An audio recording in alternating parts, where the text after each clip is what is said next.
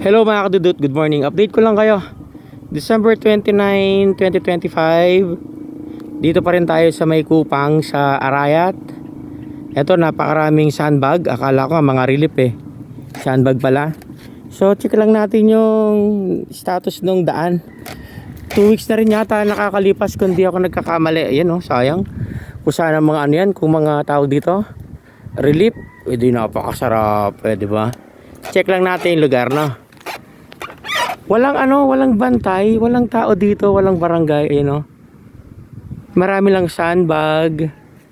Tapos, di ko alam saan nila paggagamit itong sandbag na to. Malay nyo, relief pala. Aray ko. Tapos, mga kadudot, tignan nyo hindi man naulan. Napakatirik ng araw, napakainit. Pero, lalo siyang gumrabe. Ay, grabe, aray, nakakatakot naman. So, ibig sabihin hanggang dito, dali lang ayan, nag-crack na siya, grabe, as in open na talaga siya. Wala naman dumadaan dito, and then wala na rin namang ulan, pero napaka worst na yung nangyari sa kanya. Nakapasok tayo kasi walang barangay, kasi sigurado kung may barangay to, pipigilan nila tayo, kasi hindi na talaga safe yung lugar. Aray ko, posible naman may dumaan dyan, di ba? Tingnan nyo, zoom ko na lang. Ayoko lumapit, mga kadudot Ayan napakalala. Siguro naman din ako ganun kabigat para gumuho siya, Kinikilabutan kasi ako, aray ko. Ayan grabe yung bitak, mga kadudot.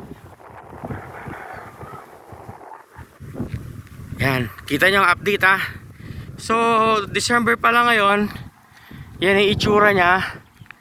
Kung antayin pa natin yung January, although ilang araw na lang, wala rin naman tayong assurance kailan sa January, mas magiging worse to. Isang malakas na ulan lang, sigurado ako.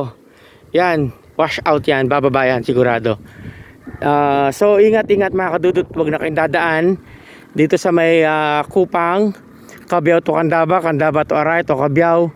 Hindi na talaga safe. Kung yung dati crack lang, ngayon talaga gumuguho na siya, mga kadudut.